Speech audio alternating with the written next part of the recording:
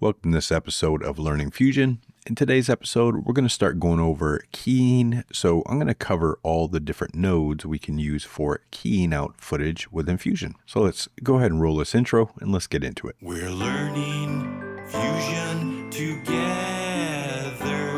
We'll learn 2D stuff and 3D stuff and particle stuff and compositing stuff, deep pixel stuff and tracking stuff, but not other stuff, but some other cool stuff, cause we're learning Fusion together.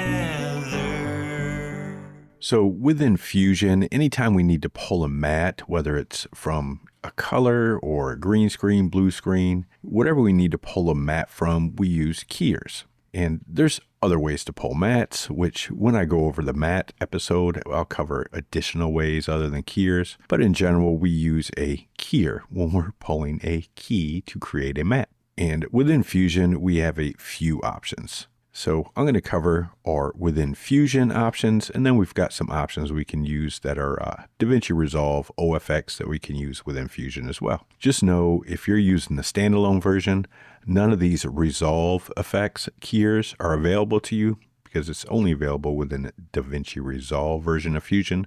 However, you do have an additional keyer which isn't available in this version, but the standalone version has what's called the Primat keyer. But again, not available within the DaVinci Resolve version of Fusion. So keyers available within Fusion or Fusion node keyers, we have the Chroma Keyer.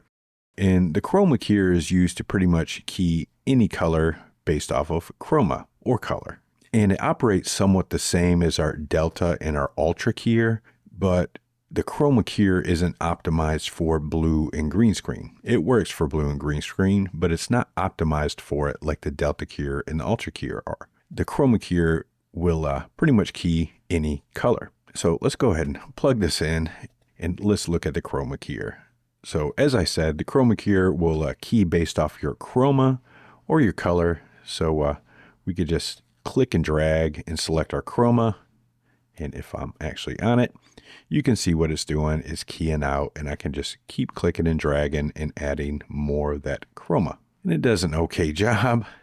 And there's other settings within our matte, so we can kind of finesse this matte and bring in our threshold and try to get a better key. Now, if you want specific information on each single one of these nodes, I'm not going to go over the actual breakdown of each one. I'm just going to cover all of them and show you the differences, but I do have node breakdowns for every single one of these nodes, and I'll put the link in the description so you can see how to use these in depth. But the Chroma Keyer, so that's using the chroma option, or we can use the color option, and it's automatically going to reset our colors. And again, same thing with our color. If we have color mode set, I can click and drag and select specific colors. And it's going to operate a little differently than our chroma was. But again, we can go over to our matte, we can blur it up, we can change the threshold to get a better key to get what we need to get. So that's the Chroma Keyer. Now, when it comes to blue and green screen, the Delta Keyer and the Ultra Keyer are pretty much optimized for blue and green screen keying. And the only difference between the Ultra Keyer is it's the old version of the Delta Keyer. So the Ultra Keyer was the original keyer that was available within Fusion, and then the Delta Keyer came out and kind of trumped it all.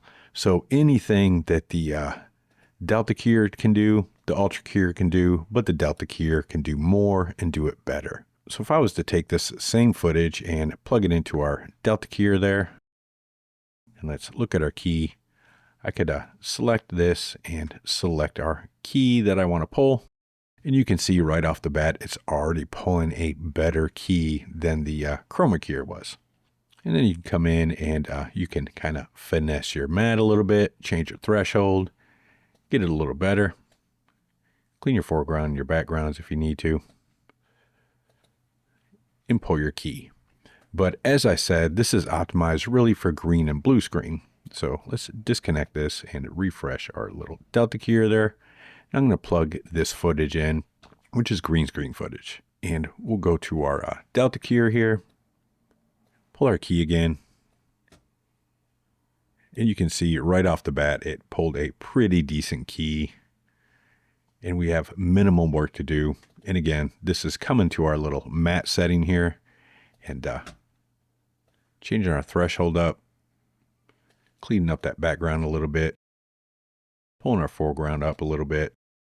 And we have options for fixing the fringe, so we can bring in the fringe, change our spill suppression, all that fun stuff on the Delta Keyer. And again, this is one I use pretty much 99% of the time, anytime I have to pull a key. Additionally, when we go over our next episode, when I actually cover keying, some in-depth keying on some footage, we're going to be using this Delta Keyer.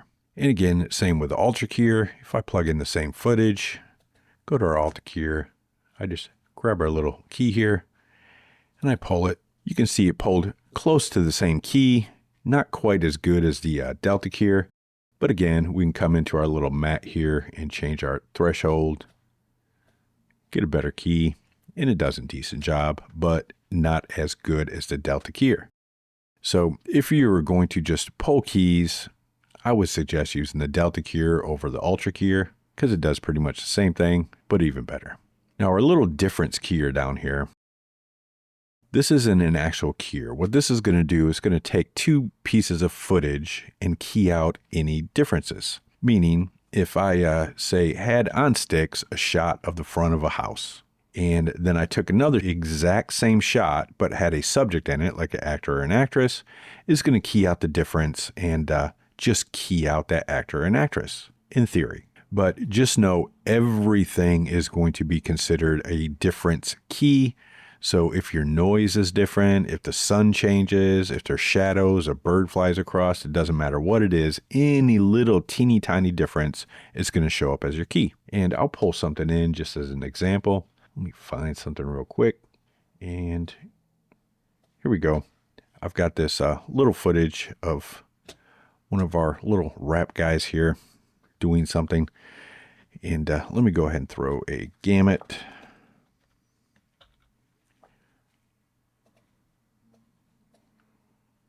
And let me change it from DaVinci Wide to sRGB. sRGB. And let me uncheck that add gamma. And the colors are horrible, but anyway. So in theory, if I took a clean slate, which I happen to have for this, and let me copy my gamut node here and input it. If I took this clean slate, anything that's different with this footage is going to key it out. So if I input this to our background and then input our little actor here to our foreground, if I look at the difference keyer, you can see it keyed out some differences. And again, not that great.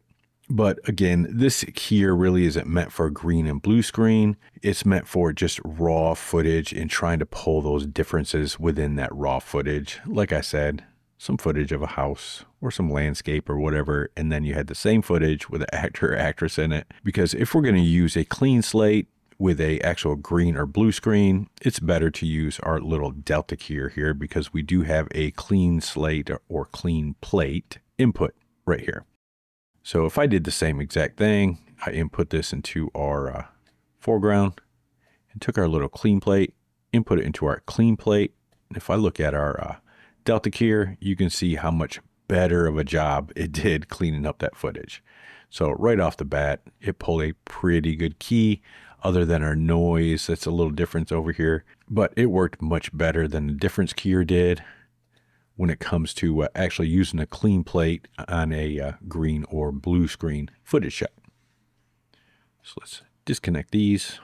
Now we also have the Luma Keyer, and the Luma Keyer is going to key based off of luminance, and not just luminance. We have options up here to change our channel, so we can go blue, green, red, alpha, luminance, saturation, hue, or depth, and pull keys based off of any of these channels. So if we have difficult footage, say like this, to pull a key from, there are actually other ways to get it matte other than pulling a key, but we can still pull a key with this.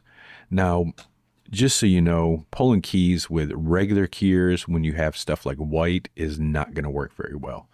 So, for instance, if I plug this into our little Delta Keyer, which if you remember right is optimized for blue and green screen, If I go to our Delta Keyer and let's pull our white key, it's going to have no idea what to do. So you can just see it did absolutely nothing to pull that key because it's expecting color, and it's expecting different colors when it are blue and greens.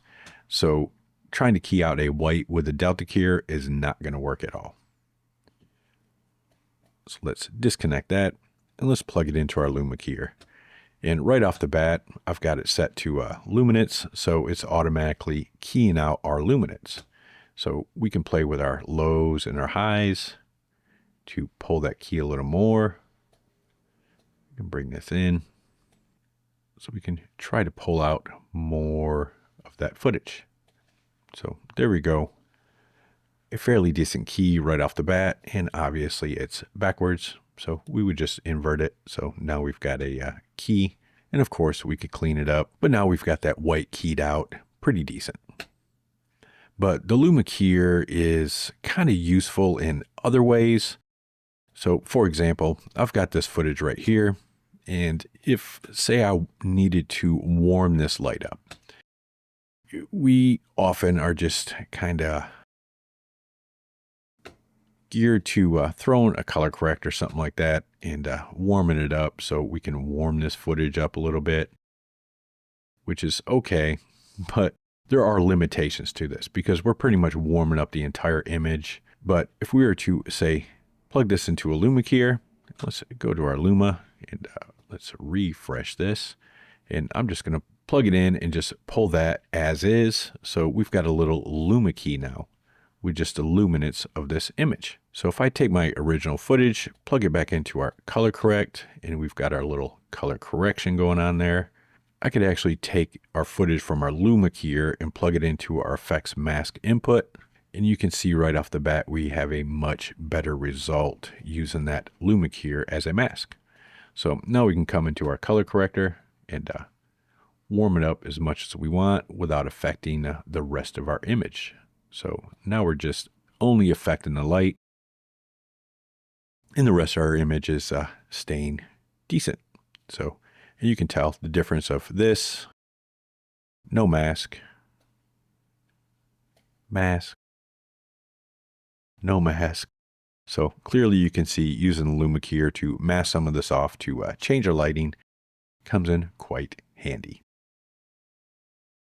Now on the resolve effects side, we have three additional keyers here. And one, we have the Luma Keyer, which pretty much does the exact same thing as this Luma Keyer, other than the fact that we can't change the channels. It's basically based only on Luma. So if I brought this into our Luma key, went here, and what we do is we select our little area that we want. So I select that, and I can select our luminance, and keep selecting our luminance to get the Luma I want. But you can see it doesn't work as well as our little fusion key Luma Keyer. Now, if I need those additional channels, I could use the HSL Keyer, and it's pretty much the same thing as the different channels within the Luma Keyer. So if I go to HSL, you can see right here, I can select our hue, saturation, or luminance, or a combination. So if I wanted to select my hue, but not my saturation and my luminance, I just uncheck those.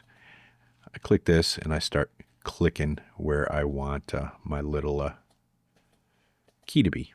And I forgot you have to add, if I want to add additional keys. And then we can come down to our matte finesse and kind of finesse our matte a little bit if we need to. Additionally, under the resolve, we have the 3D Keyer, and the 3D Keyer is almost the same as our Keyer that we use within our grading tab. So if we're in our grading tab and we use this little qualifier to key out stuff, it operates the same as this 3D Keyer that's available within Fusion. So if I look at our Keyer, I can add our little info here. We can just click and draw. And there we go. We've got our beginning stages of a key. It's all right.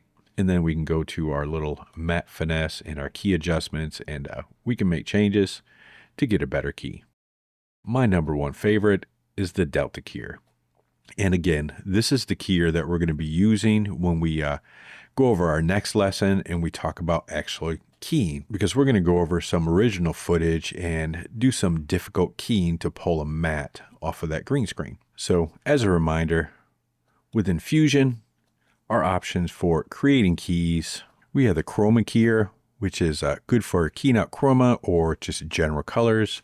We have the Delta and Ultra Keyer, which are good for keying out blue and green screen. But just remember, based off the two, the Delta Keyer is the better choice because it's the updated version of the Ultra Keyer. And if we need to key out difference from regular footage, meaning the difference between two pieces of footage, we can use the difference keyer. And if we need to key out Luma or other channels like saturation, we would use the Luma Keyer. And then for DaVinci Resolve effects or DaVinci Resolve effects available with Infusion, we have the 3D Keyer, which is just your general qualifier from your grading tab. We have our HSL Keyer, which gives you the option to key based off hue, saturation, and luminance. And then we have the Luma Keyer. So I will see you guys in the next episode.